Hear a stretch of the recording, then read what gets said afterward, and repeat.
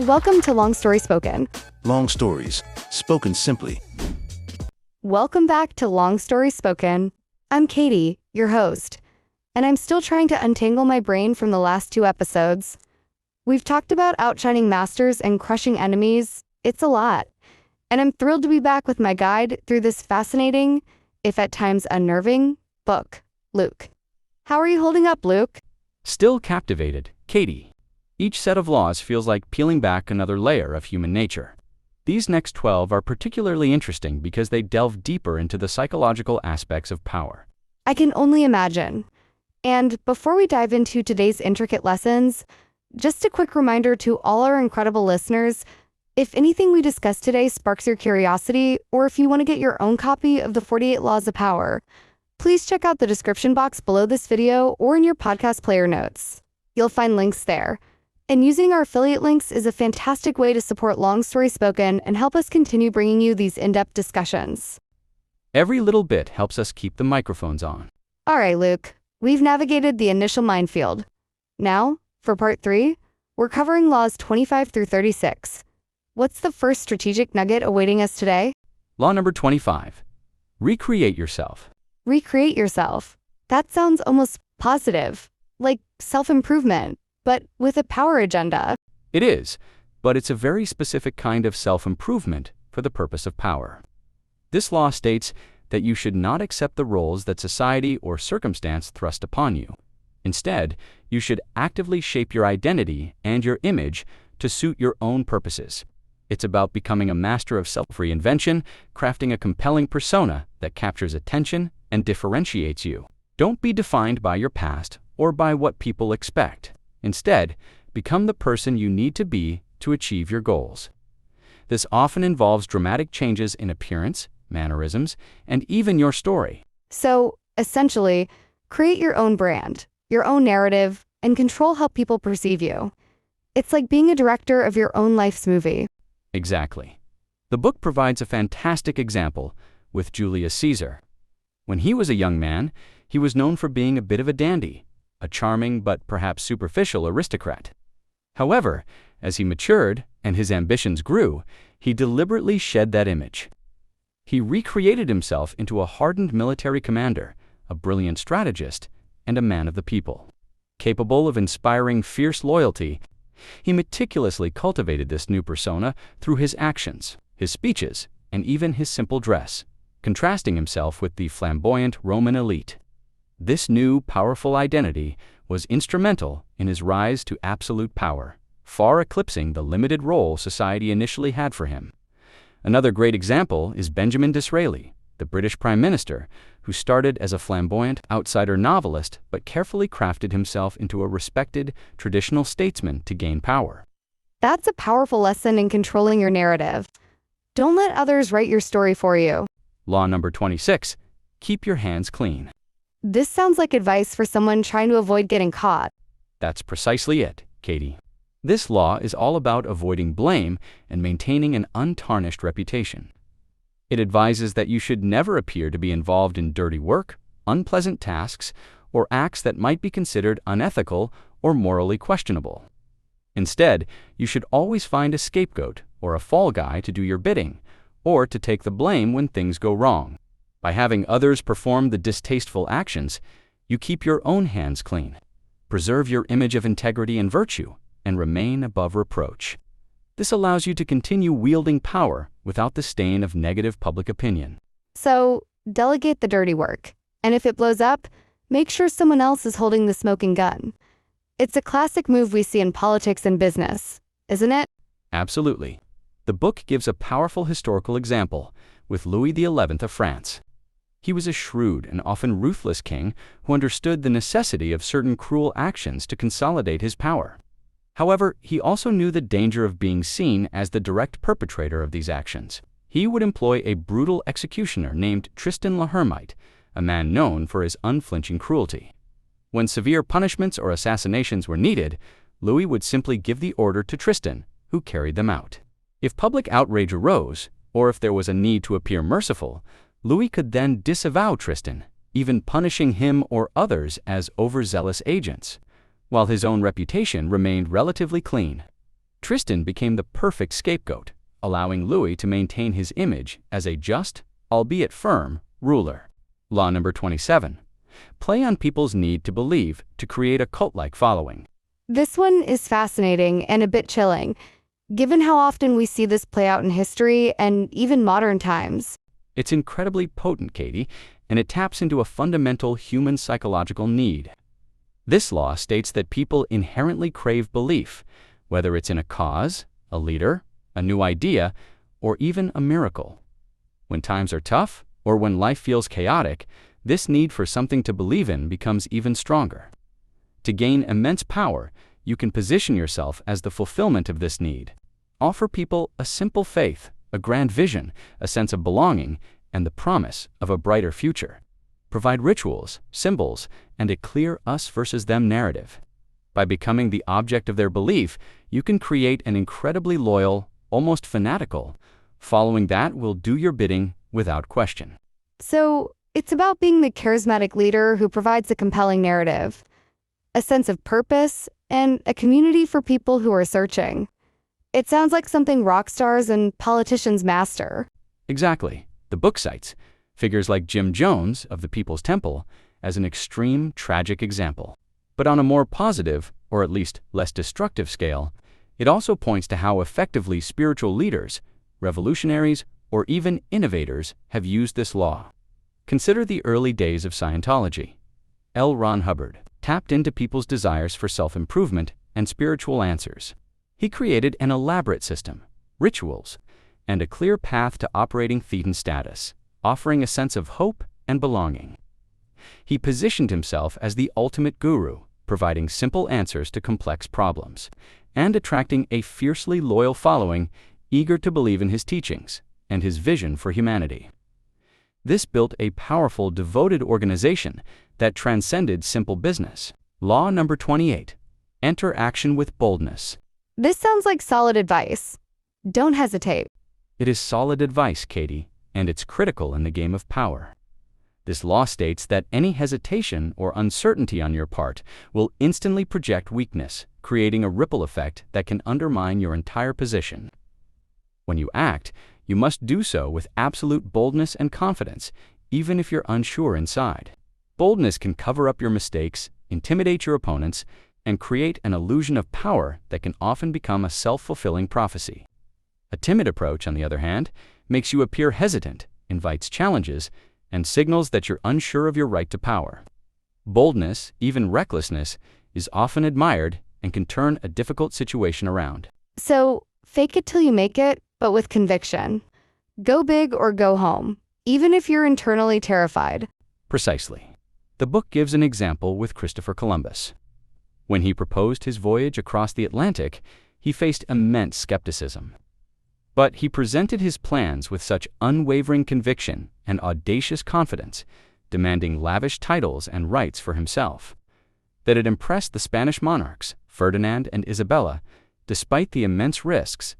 His boldness in his demands and his vision, even when others doubted, created an aura of inevitability around his project. He never showed a moment of hesitation in his quest for royal support. And this audacious certainty ultimately led him to the New World. His boldness convinced others to back an incredibly risky venture. Law number 29, plan all the way to the end.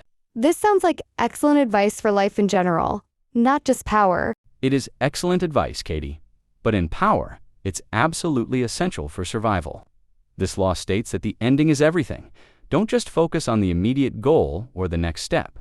You must visualize the entire sequence of events, foresee potential obstacles and pitfalls, and plan all the way to the absolute conclusion. The more you can plan for every contingency, the less you leave to chance, and the less likely you are to be surprised or blindsided. By having the end in mind, you can adapt your strategy, avoid emotional reactions, and ensure that your victory is not just temporary, but leads to lasting power.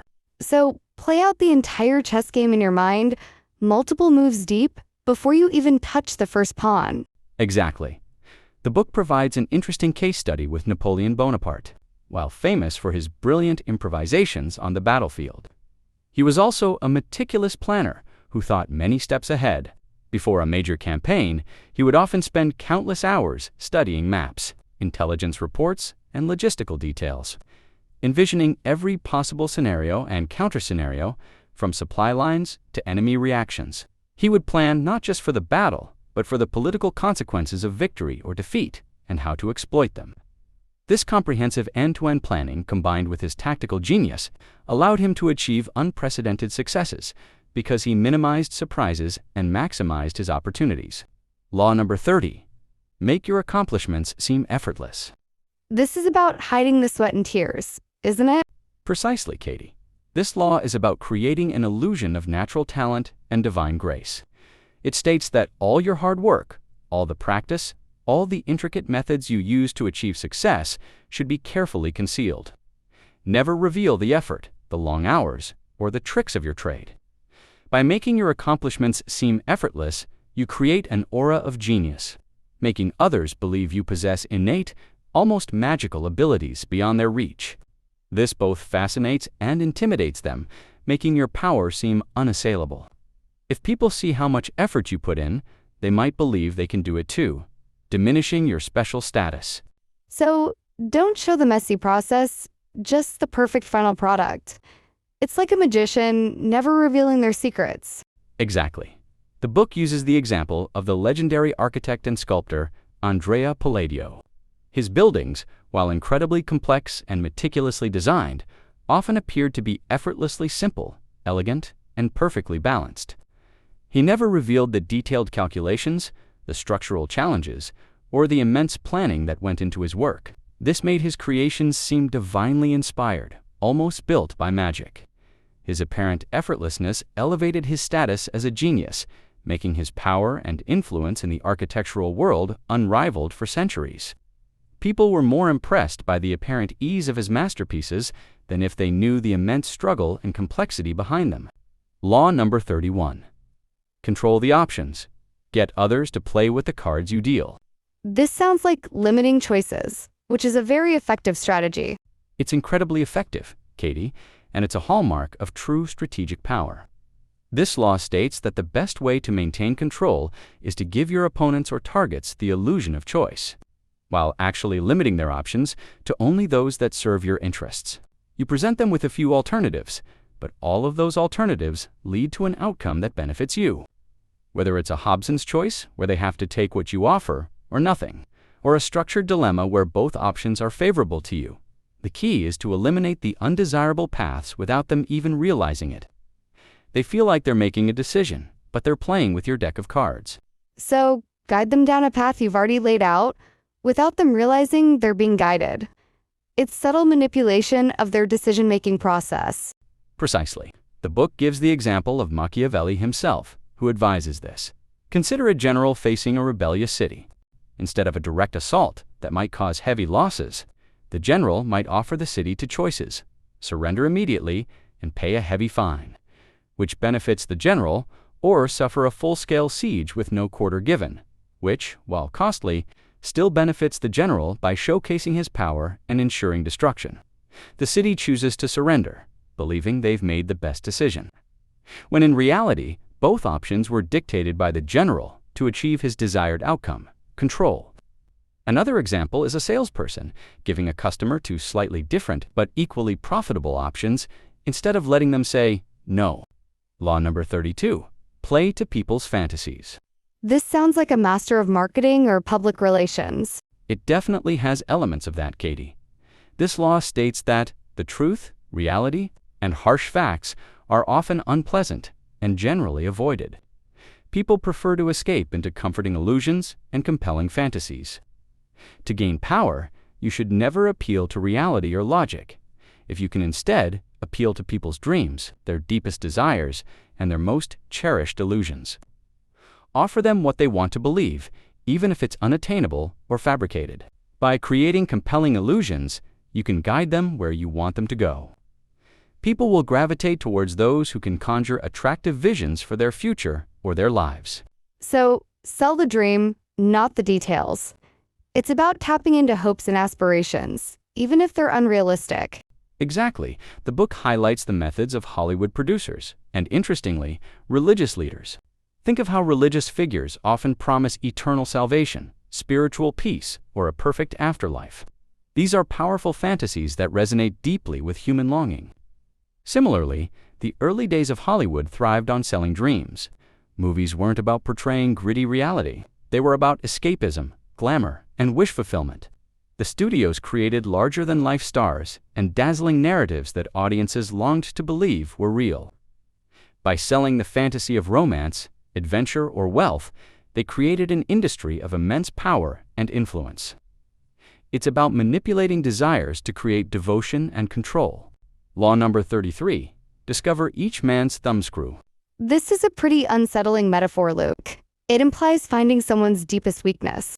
It is, Katie, but it's a very direct metaphor for a powerful psychological tactic. This law states that everyone has a thumbscrew, a secret weakness, an insecurity, an unfulfilled desire, or a powerful need that can be exploited. It might be a hidden addiction, a deep-seated fear, a burning ambition, a family secret, or an insatiable hunger for money, attention, or love. To gain leverage over someone, you must meticulously research and uncover this hidden weakness. Once you know their thumbscrew, you can discreetly apply pressure, manipulating them to do your bidding without them even fully realizing why they're complying. It's about finding the lever that moves them. So, it's like psychological profiling for power. Find their Achilles heel and exploit it discreetly. Precisely. The book gives an example with the French courtesan Madame de Pompadour, who was a mistress of Louis XV. She was incredibly skilled at observing people and identifying their secret desires or vanities. She noticed that a certain highly placed court official secretly harbored a profound desire for social recognition and validation.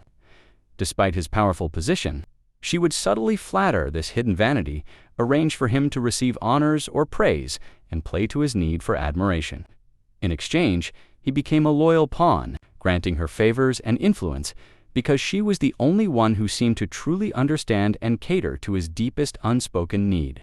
She found his thumbscrew and turned it to her advantage. Law number 34. Be royal in your own fashion. Act like a king to be treated like one. This sounds like projecting confidence and status. It's absolutely about self-belief and projecting an aura of power, Caddy. This law states that the way you carry yourself, the expectations you set, and the gestures you make profoundly influence how others treat you. If you act like a commoner, you will be treated like one. But if you act with an air of inherent royalty, with confidence, dignity, and a sense of destiny, people will begin to believe in your higher status and treat you accordingly. This involves demanding respect, being generous but strategically so, maintaining composure, and never appearing petty or desperate. It's about creating your own throne through your bearing and expectations. So, walk the walk, talk the talk, and embody the role you want to have, even if you don't technically have it yet. Fake it till you become it. The book cites figures like Napoleon. Even before he was emperor, when he was just a young general, he carried himself with an extraordinary air of authority and confidence. He spoke in commanding tones, made grand pronouncements, and often treated kings and aristocrats as his equals, or even subordinates, despite his relatively humble origins. This audacious self-belief and royal demeanor made others, even those of higher birth, unconsciously defer to him.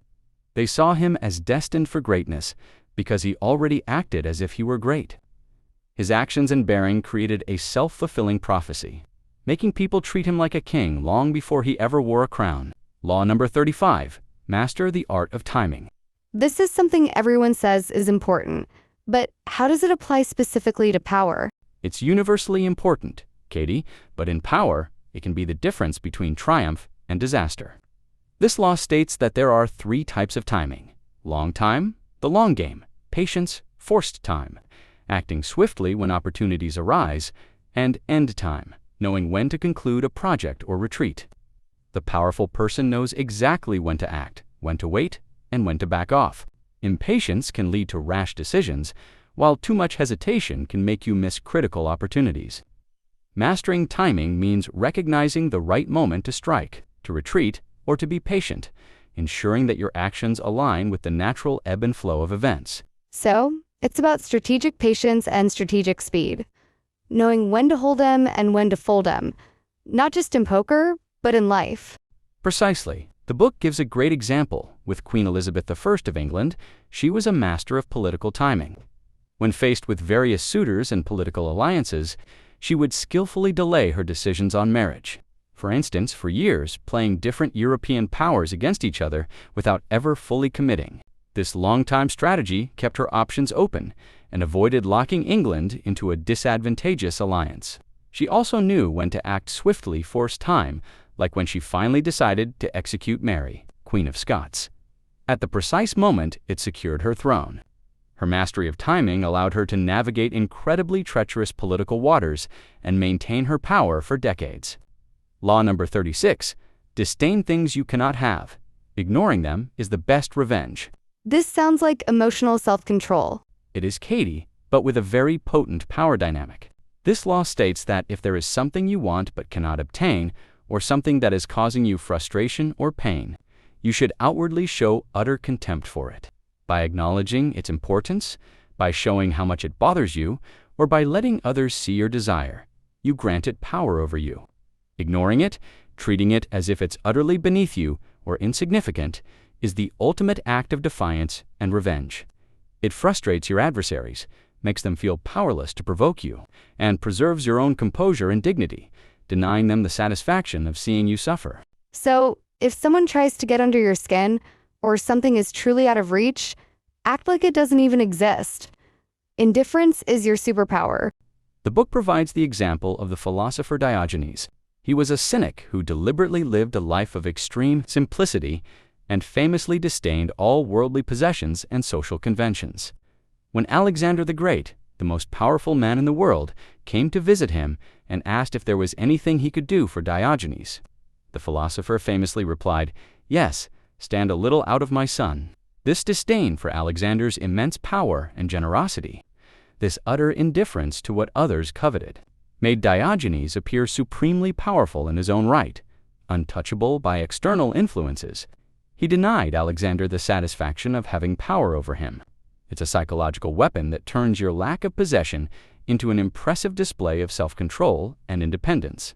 Wow, these laws just keep getting deeper and more layered. It's a stark reminder that the pursuit of power is a complex psychological and strategic game. It truly is, Katie. And we've only just reached 2/3 of the way through. Each law offers a unique lens through which to view human interactions and ambitions. Absolutely.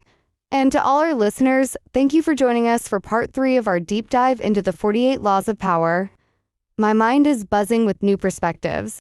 We hope you found it as compelling as we did. Don't forget, if you're feeling inspired to explore more, or perhaps even apply some of these lessons with caution, of course, you can find the 48 Laws of Power and other related works in the description below.